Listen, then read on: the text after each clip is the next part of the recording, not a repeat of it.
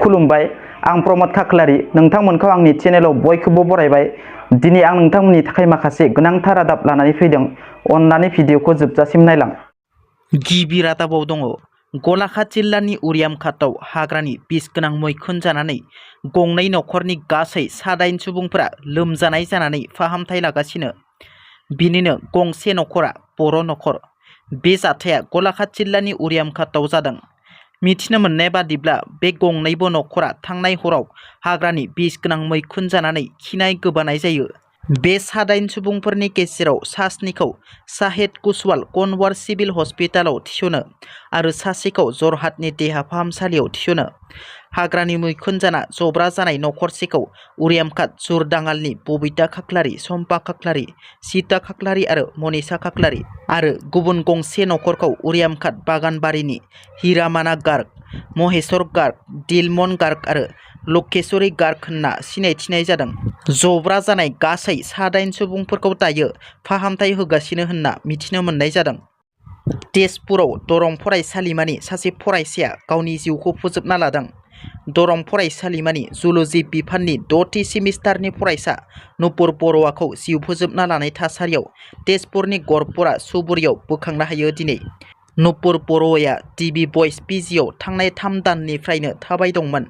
डिबि बयस पिजिनि बिबानगिरिफोरा नुपुर बर'आनि थैनायनि जाहोनखौ मिथिनो मोननाय जायाखैब्लाबो गांसे सुसाइड नट मोननाय जादों। बे जाथायनि सायाव पुलिसआ नायबिजिरगासिनो दं। मोनसे खास्रि बिस्रि जाथाय। सासे बर' बिमाया गावनि फिसाज्लानि आखायाव जिउ जोबनांदों। बे जाथाया सनितपुर जिल्लायाव जादों। सनितपुर जिल्ला राङापारा लाइदांपारानि मंगलसिं नार्जारिया गावनि जोनोमगिरि बिमा मन्जु नार्जारिखौ बुथारदों। मिथिनो मोननाय बादिब्ला थांनाय हराव बिमा फिसा सानैनि गेजेराव माबेबा बाथ्राखौ लानानै नांज्लायनाय जायो।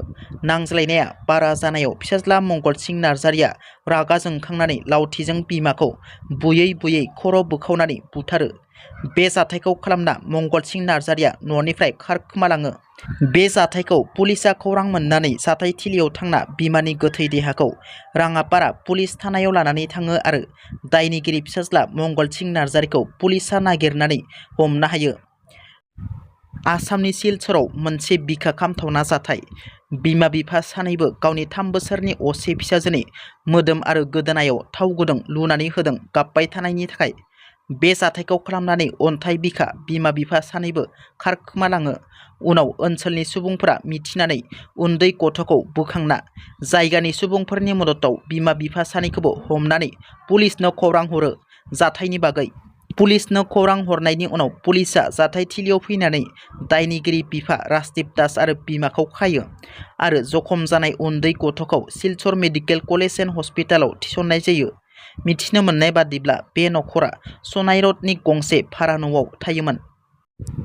भारतनि आइजो क्रिकेट हानजानि जानानै गेलेनो आसामनि फिसाया जायगा मोनदों।